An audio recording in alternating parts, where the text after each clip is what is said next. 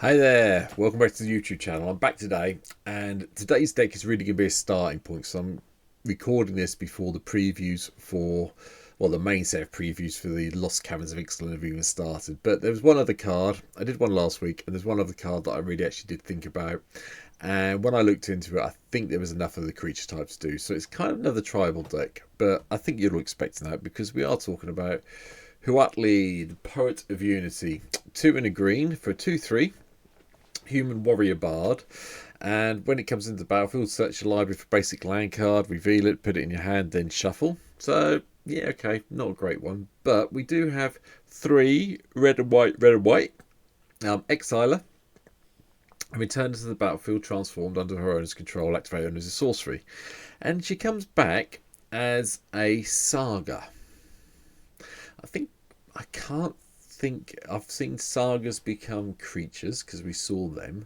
Don't think we've seen creatures become sagas before, but I may be wrong. But anyway, chapter 1, 2 green, 3/3 dinosaur tokens. Chapter 2, all your creatures get tap, add red, green, or white. Chapter 3, search your library for a dinosaur card, reveal it and put it in your hand, then shuffle. Chapter 4, dinosaurs you control gain double strike and trample till the end of turn. Now, there is nothing really else we can do with Huatli because there's no blues. We can't do fancy things and change, arcane adaptation, etc. We've got to go down the dinosaur tribal route, and that is what this deck is doing. So here we go. Start at the beginning with the lands. As you notice, obviously there's 98 cards. There's no commander in here. I have hidden a copy of Zakama who is in the deck over here just so we don't get all the red lines. So bear with me.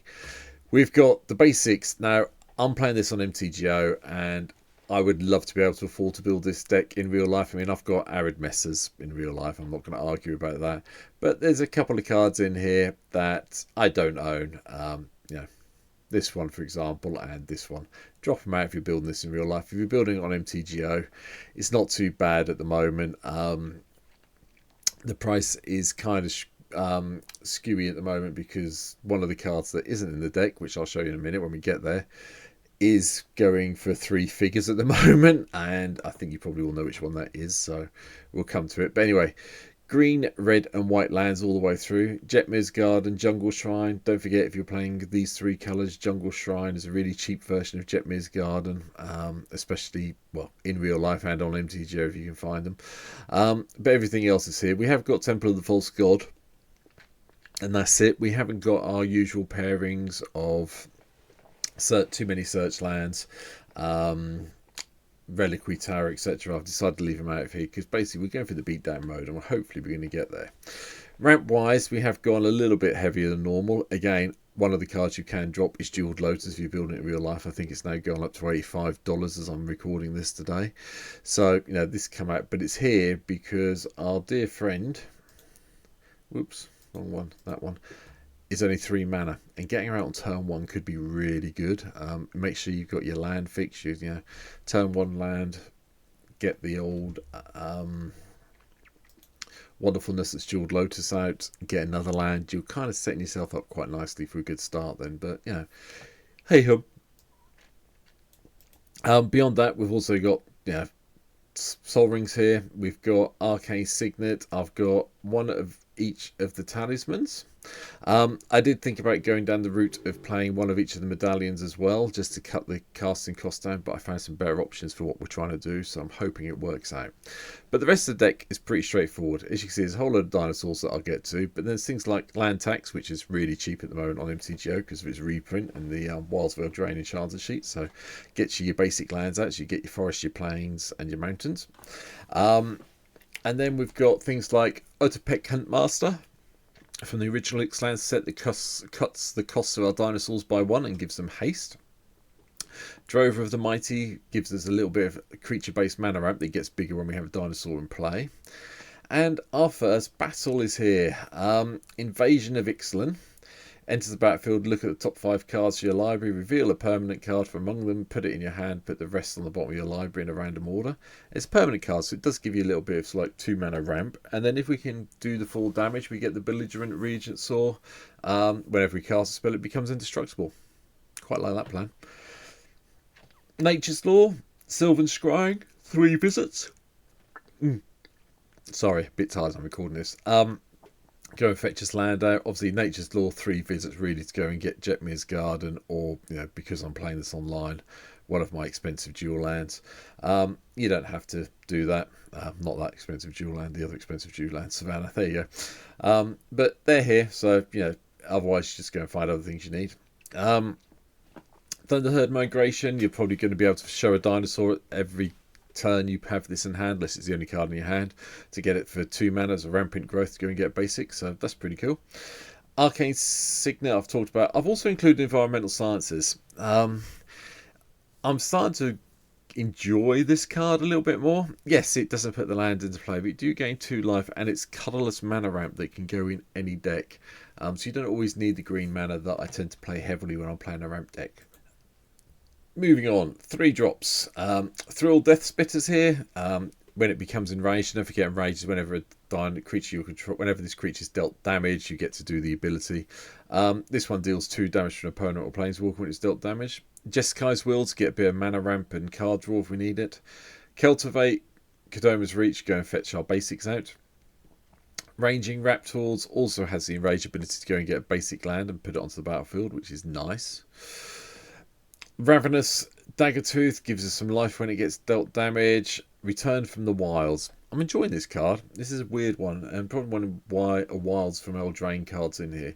Go and get the basic land, or sometimes getting the creature and the food token really does help you out. So just bear that in mind when you're looking at ramp options in the future.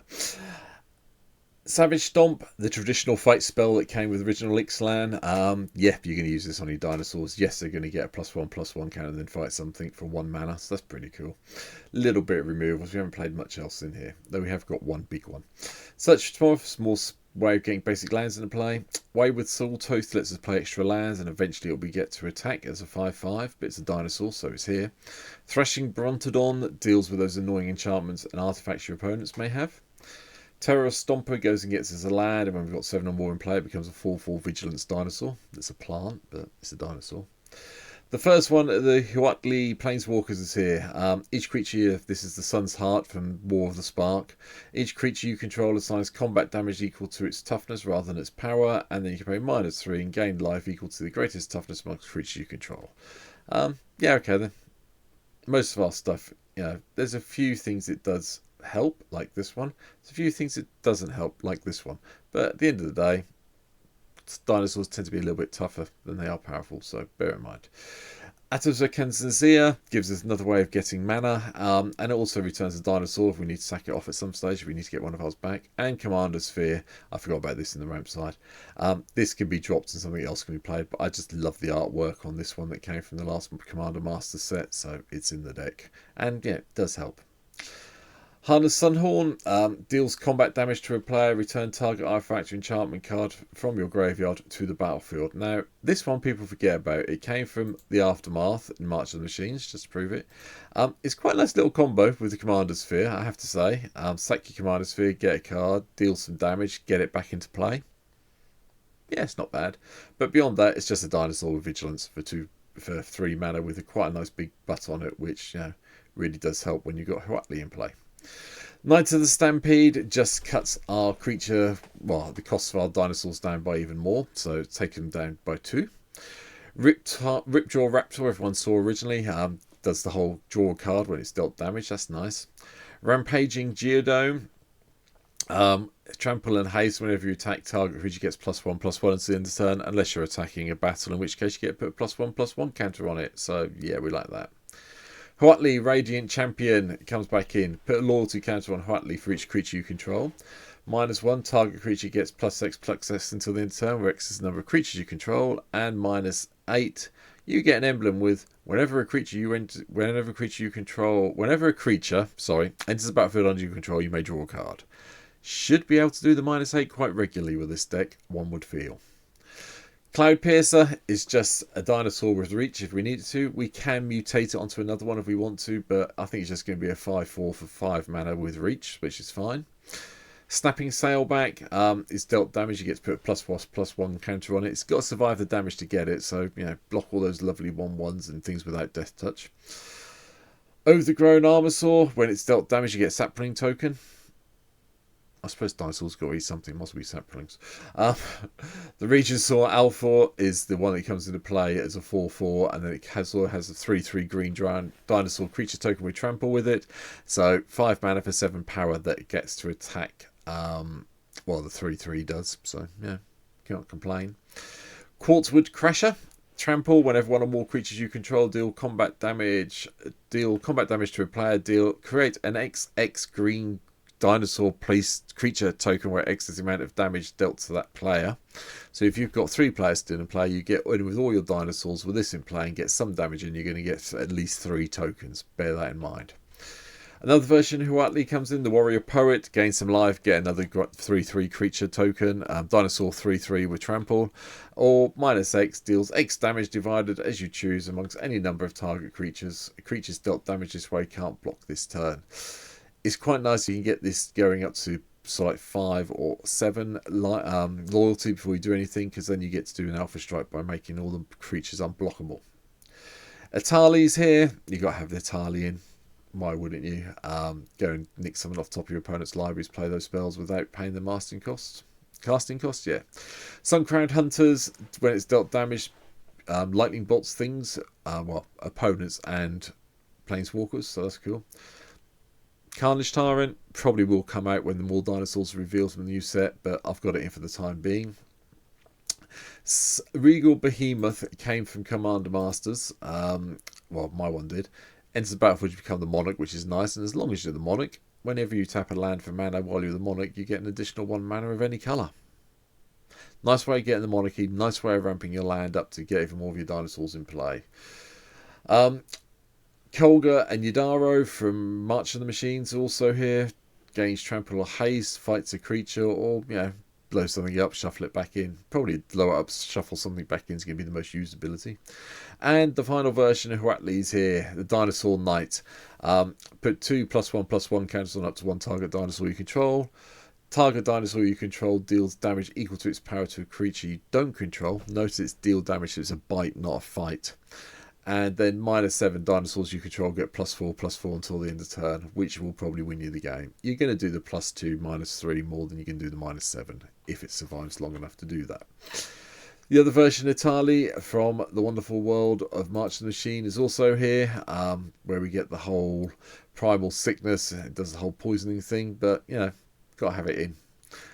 Hopefully you've got, but I still don't like the artwork on this one. At some stage I'll get around to changing it on my collection, but at the moment I'm not.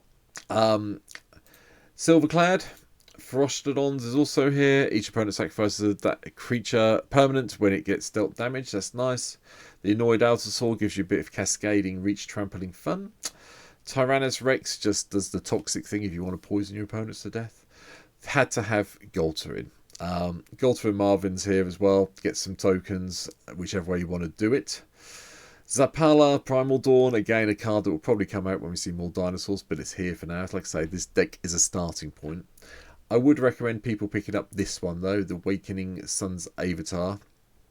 Enters the battlefield. If you cast it from your hand, destroy all non-dinosaur creatures.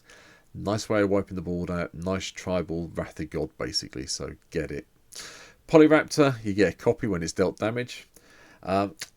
Tithanos Rex does the whole trampling and cycling. You get to put trample counter on something if you want to.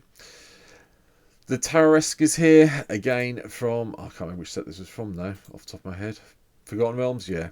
When it attacks, fights target creature your opponent controls. Haste Wall 10 as long as it was cast, make sure you cast it. And Zakama Primal Calamity.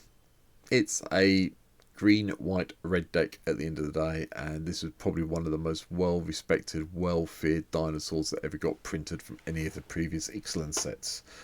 Apart from this one, the Primal Hunger is also here, 12/12, and it's got where its casting cost is it's dropped by the total power of creatures you control. I have got this down on turn 4 before now.